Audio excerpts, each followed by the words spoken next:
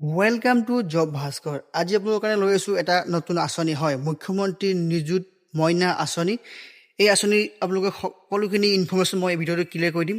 আপোনালোকে ভিডিঅ'টো বিনা স্কিপ কৰি চাব, সকলোখিনি তথ্য এই ভিডিঅ'ত মই ক্লিয়াৰ কৰি দি আছোঁ। এতিয়া এই মুখ্যমন্ত্ৰী নিযুত আঁচনিটো আপোনালোকে কেনেধৰণে এপ্লাই কৰিব, সকলোখিনি মই ভিডিঅ'ত ক্লিয়াৰ কৰি দি আছোঁ।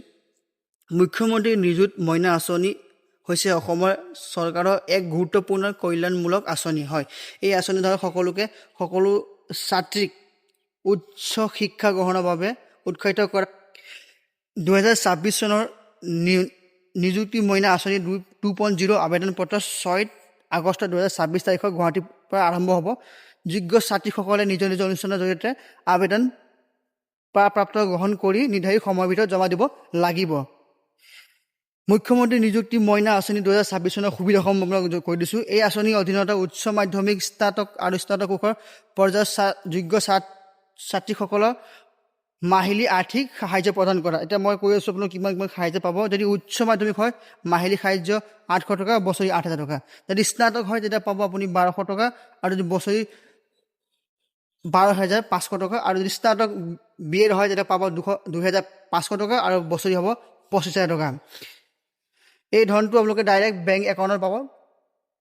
যোগ্যতা লাগিব, আবেদনকাৰী ছাত্ৰী হ'ব লাগিব, অসমৰ স্থানীয় বাসিন্দা হ'ব লাগিব, চৰকাৰী বা প্ৰাদেশিক শিক্ষানুষ্ঠানৰ অধীনত হ'ব লাগিব, উচ্চ মাধ্যমিক প্ৰথম বাৰ্ষিক, স্নাতক প্ৰথম বৰ্ষক আৰু স্নাতক BEd প্ৰথম বৰ্ষক ছাত্ৰীসকলে আবেদন কৰিবলৈ পাৰিব। এই কথা মনত ৰাখিব, যিসকলে প্ৰথম স্নাতক বৰ্ষ পাৰ কৰিছে তেখেতলোকৰ কাৰণে ইয়াতে কোনো ধৰণৰ মেনশ্যন কৰা হোৱা নাই।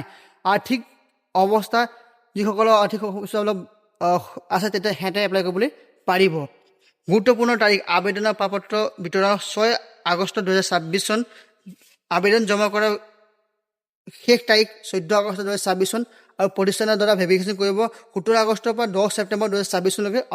আনুষ্ঠানিকভাৱে চেক বিতৰণ কৰা হ'ব 10 অক্টোবৰ 2026 চনত।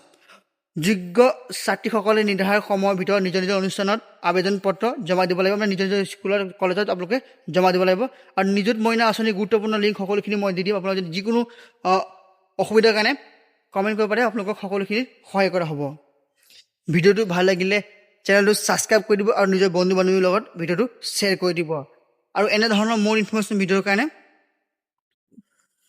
চেনেলটো কমেণ্ট কৰি দিব। আৰু আপোনালোকে সকলো ধৰণৰ যিকোনো ধৰণৰ অসুবিধাৰ কাৰণে যদি আপোনালোকে হৈছে বা কিবা কাৰণত আপোনাৰ অফিচিয়েলি ৱেবছাইট খোলা নাই তেতিয়াহ'লে কমেণ্ট কৰিব পাৰিব, আমাৰ টিমে আপোনালোকক সহায় কৰিব।